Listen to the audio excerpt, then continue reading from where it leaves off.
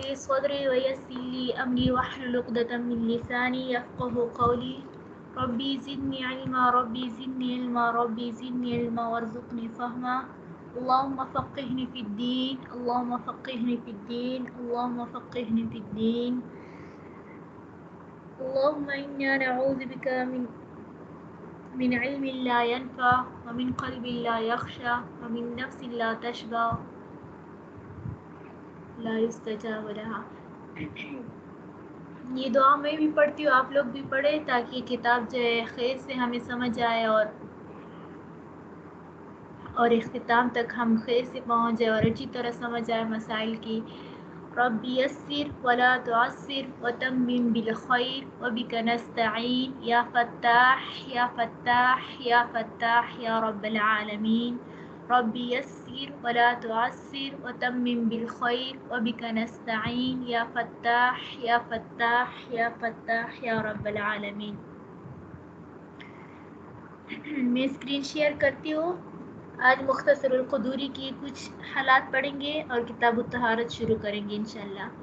اور آپ لوگوں سے گزارش ہے کہ چونکہ عورت کی آواز سطر میں ہوتی ہے، اسی وجہ سے کوشش نہیں بلکہ واجب ہے آپ لوگوں پر کہ ایسی جگہ پر بیٹھا کرے جہاں پر مرد حضرات کی آنا جانا نہ ہو، اور اگر موبائل پر لینا چاہتے ہو تو پھر جو ہے ہیڈ فون لگا لیا کریں. میں اسکرین شیئر کرتی ہوں. اسکرین آپ لوگوں کو نظر آ رہی ہے؟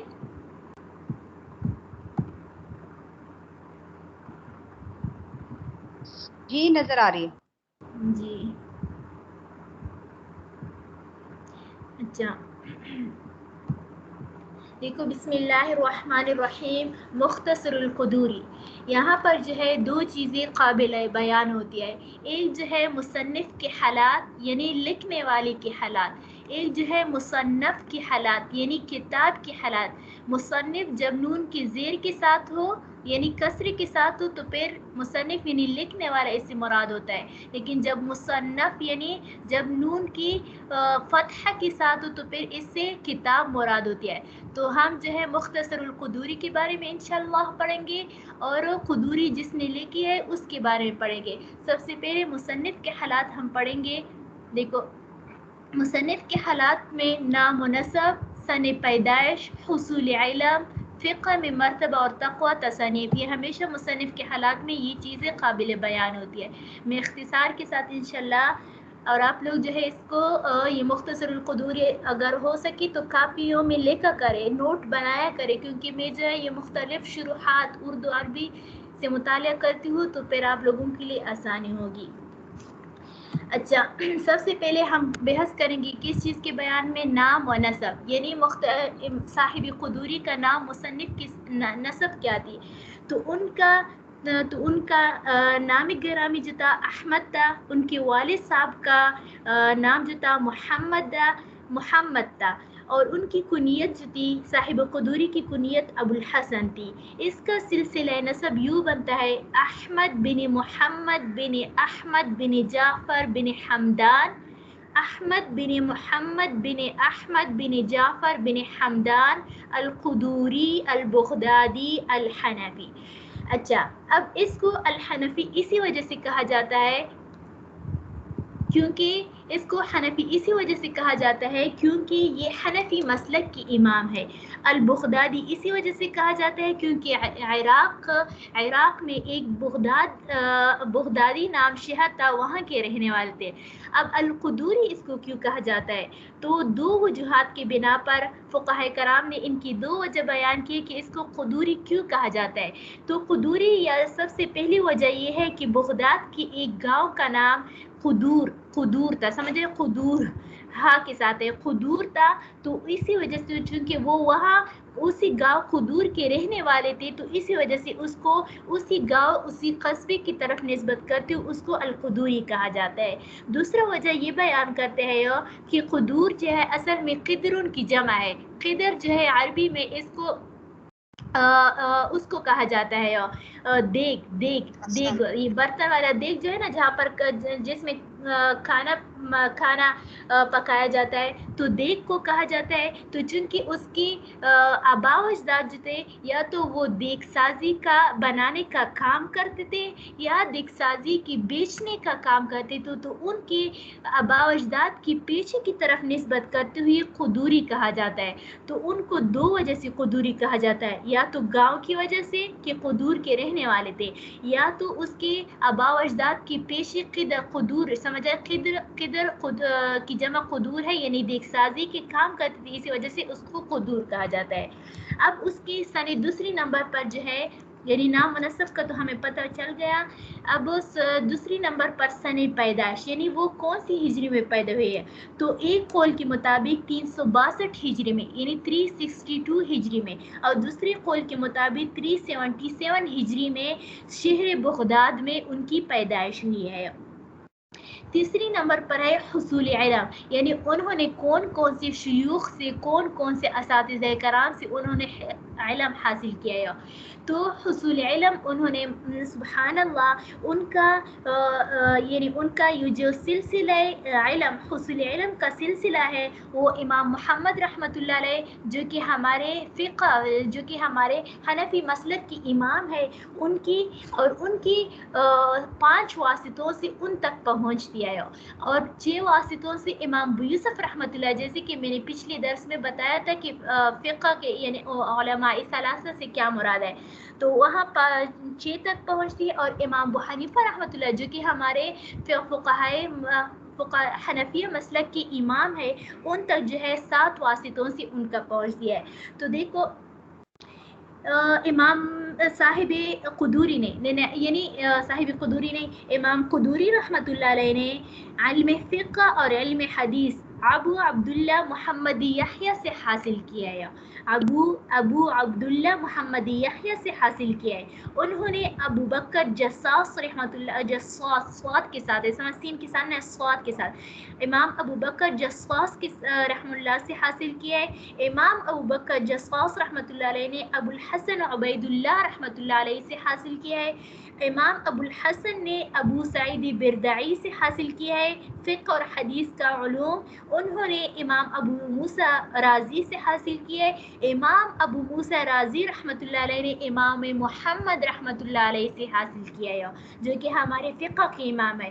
امام محمد رحمۃ اللہ علیہ نے امام ابو یوسف رحمۃ اللہ علیہ سے, امام ابو یوسف رحمۃ اللہ علیہ نے امام ابو حنیفہ رحمۃ اللہ علیہ کے سے حاصل. تو گویا کہ 5 نسب یا پشتوں سے امام قدوری رحمۃ اللہ علیہ امام محمد رحمۃ اللہ علیہ کی شاگردوں میں سے آتا ہے.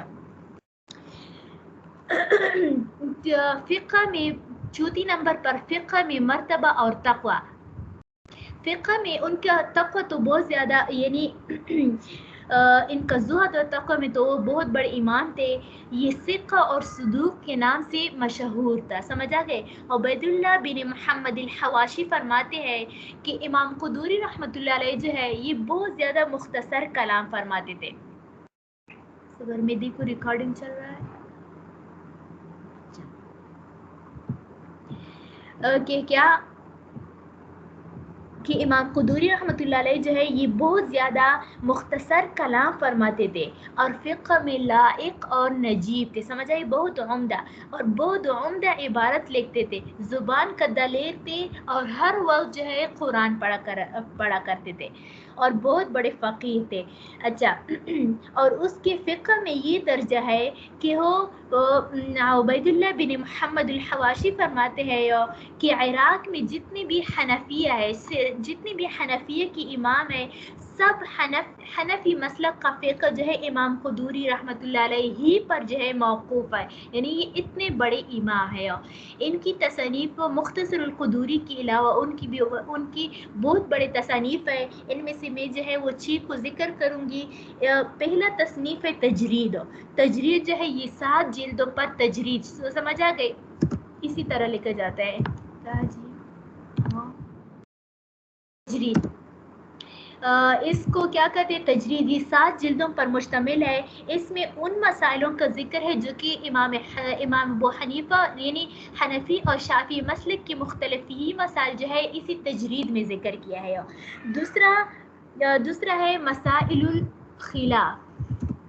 دوسرا کیا ہے مسائل الخلاف، یہ دوسرا تصنیف ہے، یہ بھی امام قدوری رحمۃ اللہ علیہ کا ہے. اس میں ہمارے علماء یعنی ہمارے ائمہ ثلاثہ جو ہے امام ابو حنیفہ اور امام ابو یوسف اور امام محمد رحمۃ اللہ علیہ کے درمیان جو فروعی مسائل یعنی عبادات یعنی طہارت اور اسی طرح صلاۃ زکوٰۃ میں جو چھوٹی موٹی مسائل ہے فروعی مسائل ہے اس میں جو انہوں نے اختلاف کیا آپس میں ان کو ذکر کیا ہے. تیسری نمبر پر جو ہے تقریب، سمجھ آ گئی؟ تقریب قاف ہے قاف تقریب، اس میں جو ہے انہوں نے اس میں بھی مسائل کو ذکر کیا ہے لیکن مع دلائل، یعنی المسائل مع دلائل، دلائل کے ذریعے سے مسائل کو کیا کر دیا؟ مستنبط کیا ہے. پانچواں ہے شرح ادب القاضی، سمجھا کہ یعنی قاضی ادب القاضی کا جو شرح لکھا ہے اس میں جو ہے قاضی کی شرائط ان کی یعنی کون سا شرائط ہونی چاہیے قاضی کے لیے، کون سی شرائط کا ہونا ضروری ان کو ذکر کیا ہے. پانچویں نمبر پر ہے المختصر القدوری،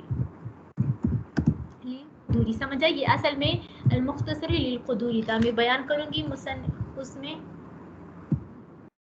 للقدوری تو اس میں ذکر کیا ہے. اچھا یہ تو اب ہو گیا، اب ہم آتے ہیں مصنف کے حالات کے بارے میں. سمجھ آ گئے کہ مصنف کے حالات کیا ہے؟ مصنف جو ہے مختصر القدوری، سب سے پہلے جو ہے ہم اس کی وجہ تسمیہ بیان کریں گے.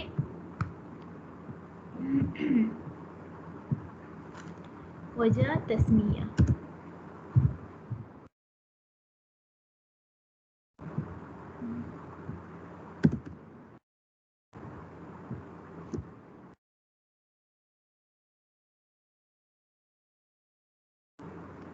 سمجھ آ گئی؟ مصنف یعنی مختصر القدوری، یہ مختصر اس کو یہ اصل میں مختصر ہے، سمجھا؟ مختصر یعنی اس کا اصل نام جو ہے مختصر ہے. اس کو مختصر اسی وجہ سے کہا جاتا ہے کیونکہ امام قدوری رحمۃ اللہ علیہ نے اس کتاب میں جو ہے مختصر یعنی انہوں نے جو تجرید کی کتاب بہت بڑی 7 جلدوں پر مشتمل مسائل کی کتاب لکھی، مسائل الخلاف، اسی طرح تقریب، اسی طرح شرح. اچھا ان کا ایک اور بھی کتاب ہے شرح مختصر الکرخی، وہ مجھ سے بھول گئی تھی، شرح مختصر الکرخی، یہ بھی ایک کیا ہے ان کی ایک کتاب ہے شرح مختصر القدوری.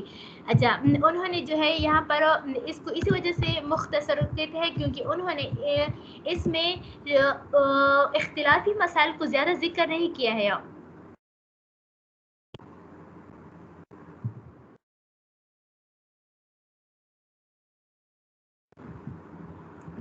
اس کو کیا کہتے ہیں؟ مختصر کہتے ہیں، سمجھ آئے؟ مختصر اسی وجہ سے کہتے ہیں کہ اس میں مختصر القدوری میں جو ہے انہوں نے اختلافی مسائل کو زیادہ جو ہے وہ کیا کر دیا؟ بیان نہیں کیا ہے، بلکہ ان مسائلوں کو ذکر کیا ہے جن میں ذرا تر فقہا کا آپس میں اتفاق ہے، تھوڑا کم و بیش جو ہے انہوں نے اختلاف کو بھی ذکر کیا ہے.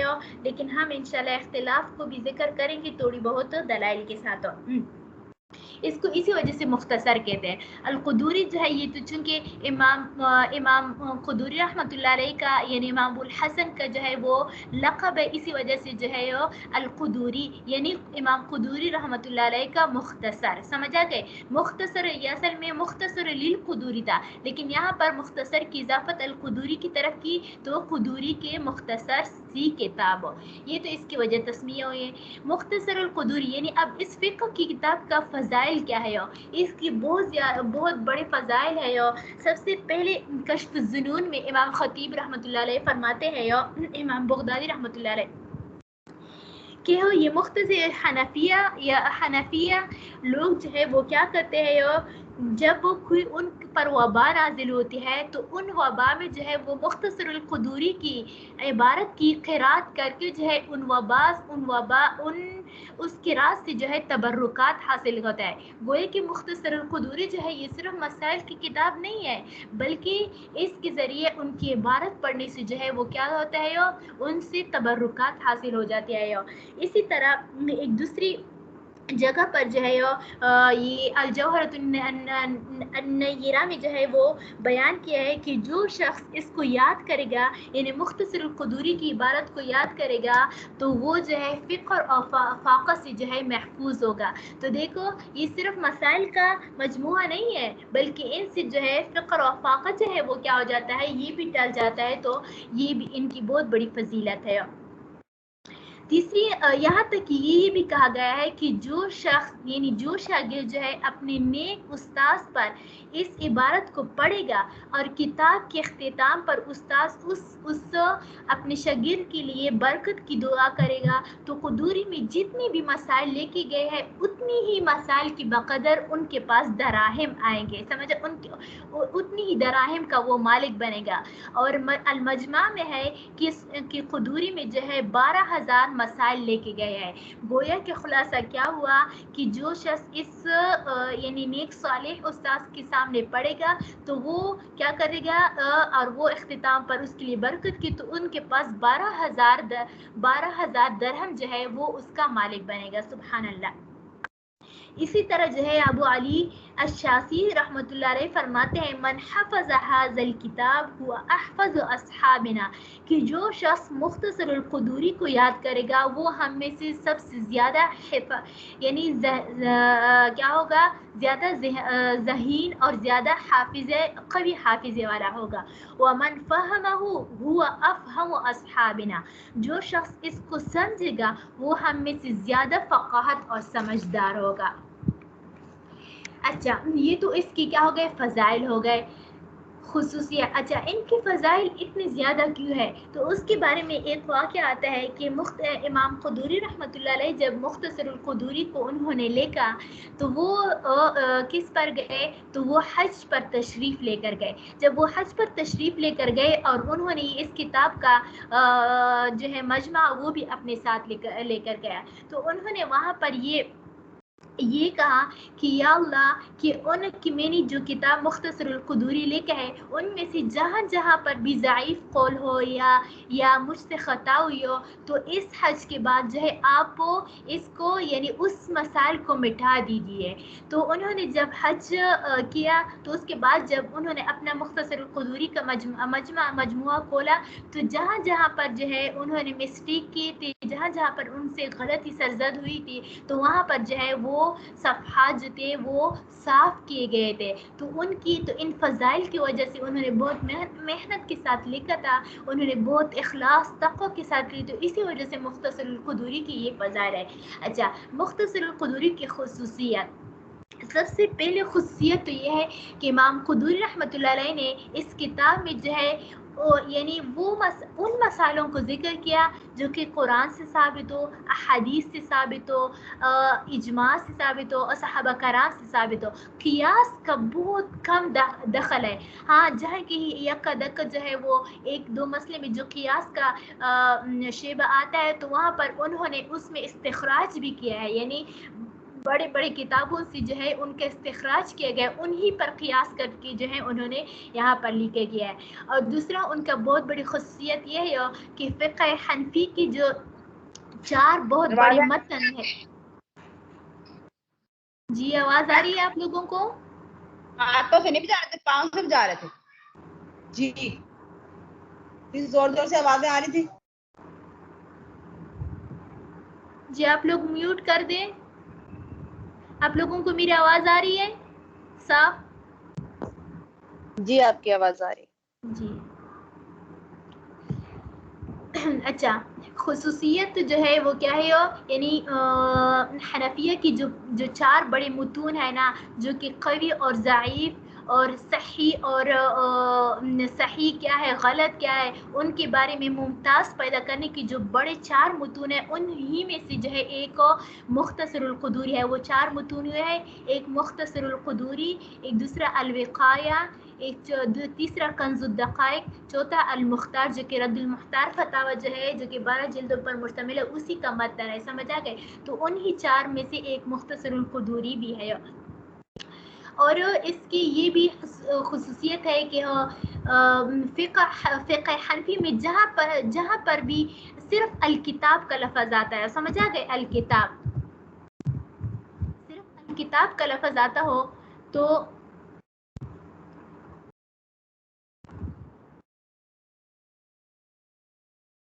किताब का समझा कि सिर्फ अल किताब का यानी ये मसला किताब में ज़िक्र है, तो वहाँ पर जहाँ पर भी अल किताब का यानी इबारात में फ़िक़्ह की जितनी भी इबारात में आप लोगों को अल किताब का लफ्ज़ नज़र आए तो उसी से अल किताब से मुराद मुख्तसरुल क़ुदूरी ही है। समझा गया?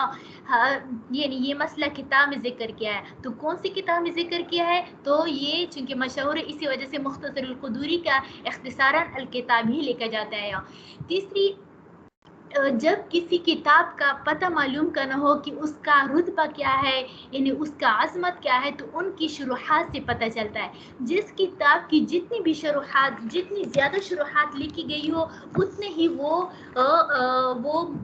किताब जो है वो कबूलियत का दर्जा रखता है। मुख्तसरुल क़ुदूरी का बहुत ज़्यादा जो है इसकी शुरुहात लिखी गई है इनमें से मैं चंद बयान करती हूँ। सबसे पहले जो है अस्सिराजुल वहाज, जो कि इमाम हद्दाद रहमतुल्लाह अलैह की किताब है। इसी का मुख्तसर सा ये अरबी का शरह है। इसी का मुख्तसर जो है अल-जौहरतुन नय्यरा है। समझ आ गए? इसी का मैं जो है अक्सर मुताला करती हूँ, तो ये जो है बहुत मकबूल शरह, बहुत उम्दा शरह है। इसके बाद इमाम राज़ी रहमतुल्लाह अलैह ने भी इमाम क़ुदूरी मुख्तसरुल क़ुदूरी पर एक शरह लिखा है जिसका नाम है अन्नूरी फ़ी शरह मुख्तसरुल क़ुदूरी। समझ आ गई? इसी तरह अल किफ़ाया भी इसका एक शरह है जो कि शम्सुल अइम्मा अल बैहक़ी रहमतुल्लाह अलैह ने लिखा है। इस तरह अल लुबाब भी एक बहुत उम्दा शरह है जो कि अब्दुल गनी मैदानी रहमतुल्लाह अलैह का है। इसी तरह कुतुब तरजीह व तस्हीह अल क़ुदूरी, यानी क़ुदूरी रहमतुल्लाह अलैह की सहीह और तरजीहात को जो जिन्होंने जिक्र किया है उसी में जिक्र है इमाम क़त्लूबग़ा। समझ आ गया? इस तरह लिखा जाता है।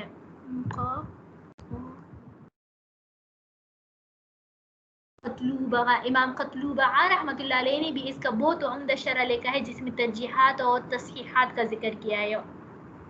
इसी तरह इनके अलावा भी बहुत शरह है जो कि मैंने इख्तिसार के साथ यहाँ पर चंद बयान किए हैं। अच्छा, ये तो हो गया मुसन्नफ़ और मुसन्निफ़ के हालात। समझ आ गए? आगे हम जाते हैं अब हम शुरू करते। अच्छा, अब इनकी वफ़ात तो हमने छोड़ दी थी। मुख्तसर इमाम मुसन्निफ़ रहमतुल्लाह अलैह की वफ़ात जो है वो 428, समझ आ गए, 428 हिजरी, 5 रजब 428 हिजरी में जो है बगदाद के मकाम पर हुई थी। उनको पैरो वफ़ात के बाद जो है वो दुर्बे अबी खलीफा, समझ आ गए, कहाँ पर? दुर्बे अबी खलीफा में उसको दफन किया गया। दुर्बे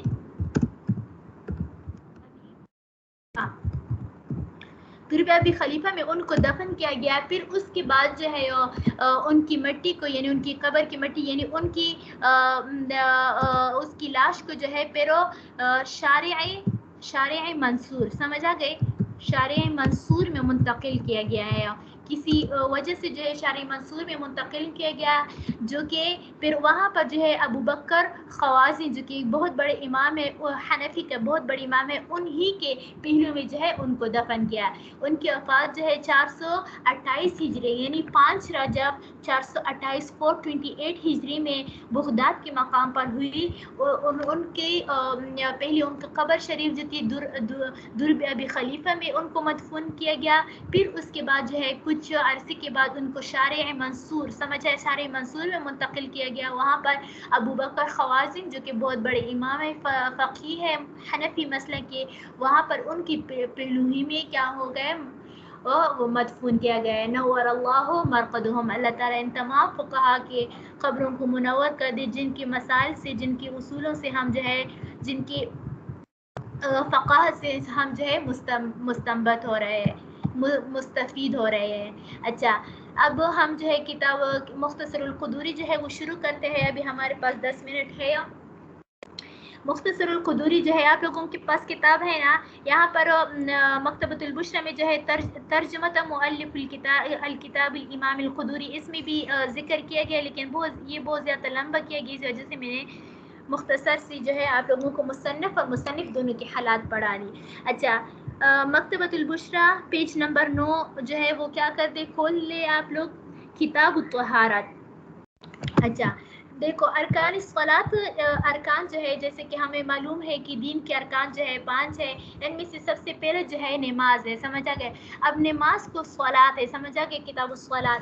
اب وہ نماز کے لیے کچھ شرائط کا ہونا ضروری ہے، ان میں سے جو ہے ایک کو کتاب الطہارت ہے، طہارت کا ہونا ضروری ہے، صلاۃ کے لیے کچھ شرائط کا ہونا، تو اسی وجہ سے جو ہے نا صلاۃ کے لیے چونکہ طہارت کا ہونا ضروری ہے، اسی وجہ سے جو ہے کتاب الصلاۃ پر کتاب الطہارت کو مقدم کیا۔ اچھا کتاب الطہارت، یہاں پر جو ہے دیکھو تبرک لی میں آیت پڑھتی ہوں۔ قال اللہ تعالی فی القرآن المجید یا ایہا الذین آمنوا اذا قمتم الى الصلاة فاغسلوا وجوہکم وایدیکم الى المرافق وامسحوا برؤوسکم وارجلکم الى الکعبین۔ تو دیکھو کتاب الطہارت، یہاں پر جو ہے دو چیزیں ہیں، کتاب الطہارت۔ اب یہاں پر ہم یعنی طہارت کی کتاب، اب کتاب کسے کہتے ہیں، اب اس کی مختصر سی تعریف ہم کرتے ہیں۔ کتاب جو ہے یہ اصل میں اس کی لغوی تعریف ہے، کس چیز کو کہتے ہیں، جمع کو کہا جاتا ہے، جمع سمجھے، جمع کرنا۔ جیسے کہ ہم کہتی ہوں نا کتبت الشیء، میں نے چیزوں کو جمع کیا، کتبت الاقلام، میں نے قلموں کو جمع کیا، سمجھ آ گئی، ای جمعت یعنی میں نے جمع کیا۔ تو اسی وجہ سے کتاب الطہارت، کتاب کو کتاب اسی وجہ سے کہا جاتا ہے کیونکہ ان میں اشیاء کو، مسائل کو، فصول کو، ابواب کو سب کو جمع کیا جاتا ہے، اسی وجہ سے کتاب کو کتاب کہا جاتا ہے۔ اب طہارت میں طہارت کے مختلف انواع کو اور ان کو جمع کیا، اسی وجہ سے کتاب کو کہا جاتا ہے۔ اب یہاں پر سوال ہوتا ہے کہ ہم لکھنے کو کتابت کو بھی تو ہم کتابت کہتے ہیں نا، تو اس کی وجہ تسمیہ کیا ہو سکتی ہے؟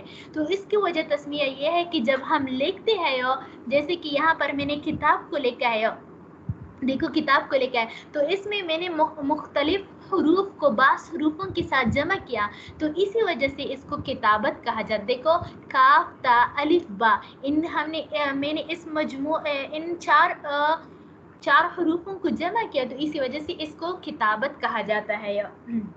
یہ تو اس کی لغوی تعریف ہوئی کتاب۔ اصطلاحی تعریف کسے کہتے ہیں؟ مسائل کی اس مجموعے کو کہا جاتا ہے جو کہ مستقلاً اچھا کیا ہے، مسائل کی اس مجموعے کو کہا جاتا ہے جو کہ ہم جنس ہو، ایک جنس کے ہو، سمجھ آ گئے، مسائل کی اس مجموعے کو کہا جاتا ہے جو کہ ایک جنس سے تعلق رکھنے والے ہو۔ اب دیکھو کتاب الطہارت، اب یہاں پر طہارت کی کتاب، اب طہارت ایک جنس ہے نا، اس میں جو ہے طہارت ہی کے مسائل ذکر کیے جائیں گے، نماز کے مسائل ذکر نہیں کیے جائیں گے، زکوٰۃ کی مسائل ذکر نہیں کیے جائیں گے، روزے کے مسائل ذکر نہیں کیا جائیں گے، حج کے احکام ذکر نہیں کیا جائیں گے، اسی طرح بیوع یعنی بیع و شراء کے احکام کو ذکر نہیں، طہارت کی جتنی بھی مسائل ہے اسی کو ذکر کیا جاتا ہے۔ اب کتاب ہمیشہ جو ہے یہ مختصر القدوری ہوا، اس طرح دوسری کتاب جو ہے فتاوی، اس میں مختلف 3 قسم کی چیزیں آتی ہیں، ایک کتاب ہوتا ہے، ایک باب ہوتا ہے، ایک فصل ہوتا ہے۔ کتاب جو ہے یہ سب سے عام ہے، پھر اس کے بعد باب عام ہے، پھر فصل جو ہے یہ خاص ہے، یعنی کتاب جو ہے ایک ہی جنس کے مسائل اس میں جمع کیے جاتے ہیں، اور باب میں جو ہے ایک ہی نوع کے مسائل ذکر کی جاتی ہے، اور فصل میں ایک ہی جز پر ذکر کیا جاتا ہے۔ میں مثال دیتی ہوں، جیسے طہارت میں اب مختلف قسم کے مسائل، اس میں وضو کا بھی ذکر آئے گا، غسل کا بھی ذکر آئے گا، اسی طرح کیا نجاسات کا بھی ذکر آئے گا، کتاب الحیض باب الحیض کا بھی ذکر آئے گا، حیض استحاضہ کا بھی ذکر آئے گا، نفاس کا بھی ذکر آئے گا۔ تو اسی وجہ سے یہ تمام مختلف قسم کی طہارات جو ہے نا، طہارت کی پھر مختلف انواع ہے نا، تو ان انواع کو کتاب میں ذکر کیا ہے، پھر اس ایک نوع کو لے کر باب بنایا جاتا ہے۔ اب دیکھو نجاسات جو ہے یہ ایک الگ نوع ہے، سمجھا کہ حیض جو ہے یہ ایک الگ نوع ہے، تو پھر اس کی باب بنایا جاتا ہے، پھر کیا کر دیا جاتا ہے، اسی مسائل میں سے ایک جز کو لے کر جو ہے فصل بنایا جاتا ہے۔ اب دیکھو طہارت کی تمام نجاسات سب کو جمع کیا ہے تو کتاب بنایا، پھر ان میں سے نجاسات کو لے کر باب بنایا، پھر فصل کو لے کر کیا کر دیا، پھر نجاسات کی پھر دو قسمیں ہیں، نجاست غلیظہ، نجاست خفیفہ۔ نجاست خفیفہ کو لے کر فصل بنایا جاتا ہے۔ یہ تو ہو گیا کتاب کے بارے میں۔ اب طہارت جو اصل بیس ہے اور بیسک ہے اس کتاب کا، اب ہم اس کے بارے میں تھوڑا سا تفصیل جانتے ہیں۔ طہارت کسے کہتے ہیں؟ طہارت، ٹائم بھی کم ہے، 5 منٹ رہ گئے ہو، اس کو ختم بھی کرنا ہے۔ اچھا، طہارت جو ہے اس پر کبھی زیر آتا ہے، اس کے اندر زیر بھی آتا ہے، اس پر میں لگا لیتی ہوں، زیر بھی آتا ہے، اس پر زبر بھی آتا ہے، سمجھ آ گئی ہو؟ اور اس پر پیش بھی آ سکتا ہے، اس پر پیش بھی آتا ہے۔ اب جب اس پر زبر زیر پیش یعنی ضمہ، کسرہ اور فتحہ کی تبدیلی سے اس کا معنی بھی تبدیل ہو جاتا ہے۔ اب ہم جو ہے اس کا لغوی معنی کرتے ہیں۔ اب دیکھو، جب ہم اس کو کیا پڑھتے ہیں، طہارتن پڑھتے ہیں، طہارت مصدر پڑھتے ہیں، تو اس کے معنی آتے ہیں نظافت یعنی پاکی، سمجھ آ گئے؟ پاکی آتی ہے۔ لیکن جب ہم اس کو کیا پڑھتے ہیں، طہارت پڑھتے ہیں، تو یہ اعلی نظافت پر بولا جاتا ہے، سمجھ آ گئے؟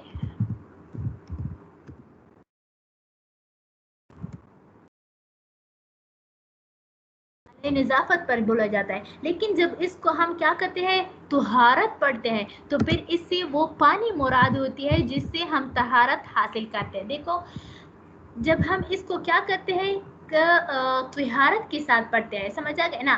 جب ہم اس کو مصدر پڑھتے ہیں کسرے کے ساتھ، فتحے کے ساتھ، جب ہم اس کو فتح کے ساتھ پڑھتے ہیں، فتح کے ساتھ پڑھتے ہیں، تو یہ کیا ہے، نظافت کے معنی میں آتا ہے۔ لیکن جب ہم اس کو کسرے کے ساتھ پڑھیں گے، پھر اعلی نظافت سے مراد صابن، شیمپو، اسی طرح بالٹی، یعنی جو چیزیں ہم جو ہے نظافت میں استعمال کرتے ہیں اسی کو اعلی نظافت کہتے ہیں۔ تو پھر اس سے مراد، طہارت سے مراد کیا ہو گیا، اعلی نظافت۔ لیکن جب ہم اس کو ضمہ کے ساتھ پڑھتے ہیں، سمجھ آ گئے؟ جب ہم اس کو ضمہ کے ساتھ پڑھتے ہیں تو پھر اس سے وہ پانی مراد ہوتی ہے جس سے ہم جو ہے وضو یا غسل کرتے ہیں۔ یہ تو ہو گیا اس کی کیا، سمجھ آ گئی؟ طہارت ہم پڑھتے ہیں یعنی مصدر جب پڑھتے ہیں تو نظافت کے معنی آتا ہے، اور جب ہم اس کو کسری کے ساتھ طہارت پڑھتے ہیں تو پھر اعلی نظافت مراد ہوتا ہے۔ جب ہم اس کو طہارت پڑھتے ہیں، طہارت پڑھتے ہیں تو پھر اس کے معنی پانی آتے ہیں۔ اصطلاحی تعریف کسے کہتے ہیں؟ طہارت جو ہے حدث یا خبث سے پاک ہونے کا نام ہے، سمجھ آ گئے؟ حدث یا خبث سے پاک ہونے کا نام کیا ہے، نظافت ہے۔ حدث سے مراد جو ہے یعنی حیض ہوا، ناقض وضو ہے، یعنی وضو کا ٹوٹنا ہوا۔ جب ہم کیا ہوتا ہے، ہماری وضو ٹوٹ جاتی تو ہم وضو کرتے ہیں نا، غسل فرض ہے تو غسل کرتے ہیں، یہ حدث ہے۔ حدث کی دو قسمیں، حدث اصغر، حدث اکبر۔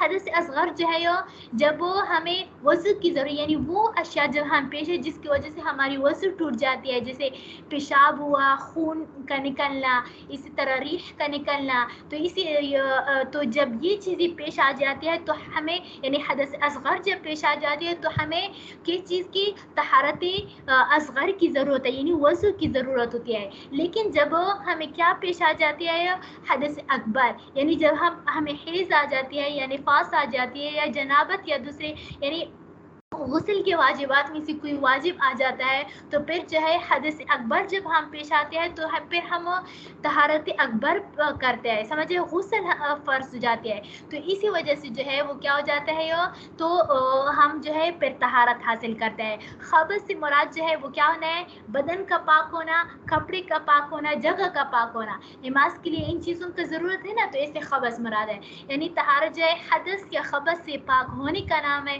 حدث کی دو قسمیں ہیں، حدث اصغر جس کی وجہ سے وضو واجب ہو جاتی ہے، حدث اکبر جس کی وجہ سے غسل واجب ہوتا ہے۔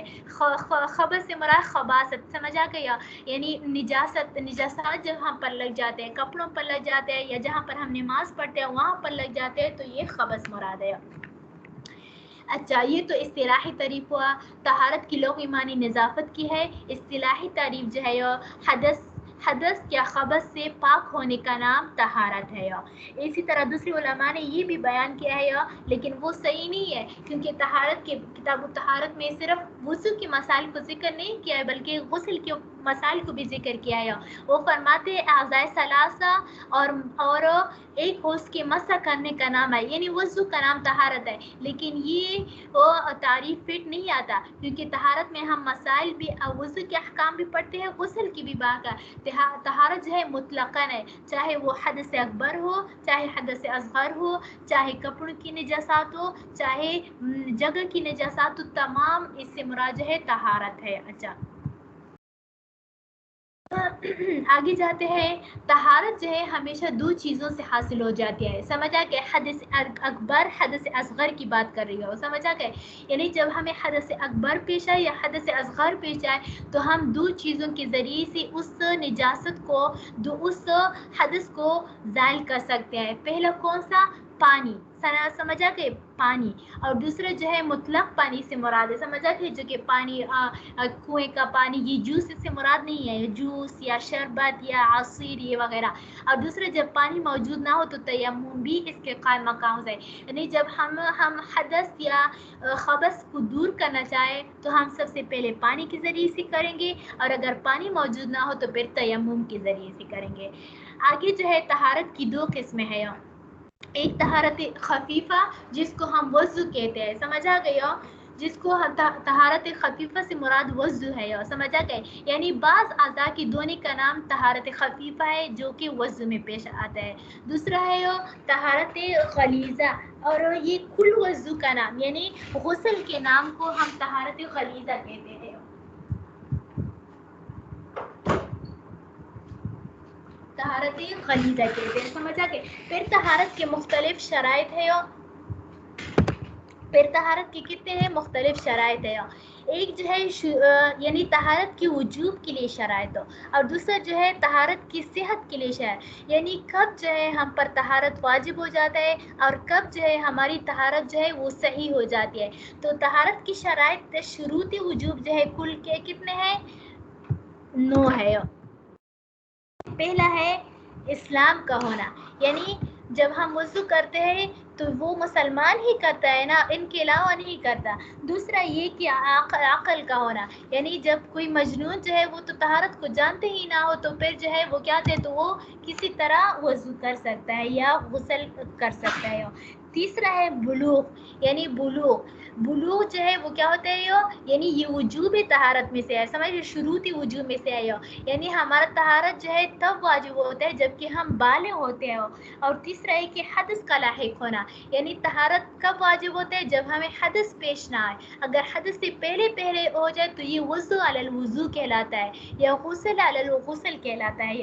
اسی طرح تمام اعضاء پر پاک ماء مطلق پہنچانا, سمجھا گیا, یعنی اگر وضو ہے تو 4 ہاتھوں کا دھونا, اسی طرح جو کہ 3 وضو اعضاء ثلاثہ ہے, اور اسی طرح سر کا مسح کرنا, اگر ان میں سے ایک بھی چھوٹ جائے تو پھر ہمارا جو ہے وہ طہارت جو ہے وہ واجب نہیں ہوتا, سمجھا گیا. یعنی اگر کسی کا ہاتھ نہ ہو, سمجھا, اگر کسی کا ہاتھ نہ ہو تو ایک ہاتھ نہ ہو تو اس کا ایک ہاتھ کا وہ ہونا کیا ہو جاتا ہے, اس کے طہارت حاصل کرنا جو ہے وہ ان سے ساقط ہو جائے. لیکن جب دونوں ہاتھ ہو صحیح سالم ہو تو تب جو ہے وہ طہارت واجب ہو جاتا ہے. اور اسی طرح حیض کا نہ ہونا, نفاس کا نہ ہونا, پانی یا مٹی کے استعمال پر قادر ہو, جب پانی پر قادر ہو تو تب جو ہے پانی کسی کے ساتھ طہارت حاصل کرنا واجب ہے, اور جب پانی نہ ہو تو پھر تیمم سے بھی چلتا ہے. اسی طرح شروط صحت, سمجھا گئے, شروط وجوب جو ہے وہ کل 9 ہے اور شروط صحت جو ہے وہ کل 3 ہے, 3 یا 4 بنتے ہیں تقریباً. پہلا جو ہے تمام اعضاء پر پانی پہنچانا. پہلا کیا ہے کہ ہمارا وضو تب صحیح ہوگا جب کہ ہم جو ہے اس میں ایک بار, یعنی جتنے فرائض ہیں نا, انشاءاللہ کل ہم پڑھیں گے کہ کتنے فرائض ہیں وضو میں, جب ہم اس پر ہو تو اس میں ایک بال کی برابر بھی جگہ خشک نہ ہو, اگر ایک بال کی برابر بھی جگہ خشک ہو تو پھر جو ہے وضو نہیں ہوتا. پھر اس کے بعد حیض نہ ہو اور نفاس نہ ہو, اور غیر معذور میں طہارت حاصل وضو کی दौरान जो है कोई नाक़िज़ वज़ू ना हो। जैसे हम वज़ू कर रहे हैं, दरमियान में खून पेश आए, समय खून नाक से खून निकला या मसूड़े से खून निकला तो हमारा वज़ू टूट जाएगा, दोबारा हमें वज़ू करना होगा। तो यहाँ पर जो है कुछ चंद मबाहिस जो कि हमने पढ़े, किताब तहारत के किताब की लौही और इस्तिलाही तारीफ़, किताब और बाब और फसल में फ़र्क, तहारत की लौही और इस्तिलाही तारीफ़, तहारत के मितहरान यानी पानी और तयम्मुम, तहारत की 2 किस्में, तहारत की शराइत, फिर इसकी 2 किस्में, शुरूती वजूब और शुरूत सिहत। तो आज जो है इसी पर इक्तिफा करते हैं। अगर कुछ समझना है तो पूछ सकते हो, वरना ग्रुप में भी पूछ सकते हो। आगे जो है कोई सवाल है तो फिर बस करते हैं आगे। उस्ताद जी जो है वो आप लोगों के लिए वेट कर रहे होंगे। कोई सवाल तो नहीं है किसी तालिबा का?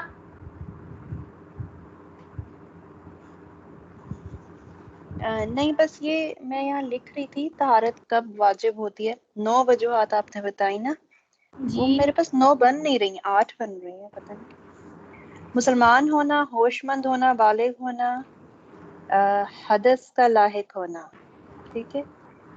फिर इसके बाद तहारत वाजिब होती है जब हैज से पाक होना, नफास से पाक होना, ठीक है। नहीं, 9 ही है, 9 ही है ना, 8 ही है, 8 है, सही है, 8 है। 8, जी जी अच्छा अच्छा, हाँ वो मुझे काउंट कर रही थी तो मुझे 9 नहीं आ रही, 9 जी, भी 8 है, नजर 8 नहीं आ। है। ठीक है, चलो ठीक है बाकी अभी शराइत आपने मुकम्मल नहीं ना, ये भी वो तो हम कल पढ़ेंगे, ठीक। जी, शराइत फिर पढ़ लेंगे, सही है। अभी टाइम पूरा हो गया, उस्ताद जी वेट कर रहे हैं। चलो, अस्सलाम वालेकुम व शुक्रिया। रहमतुल्लाहि व बरकातुहू।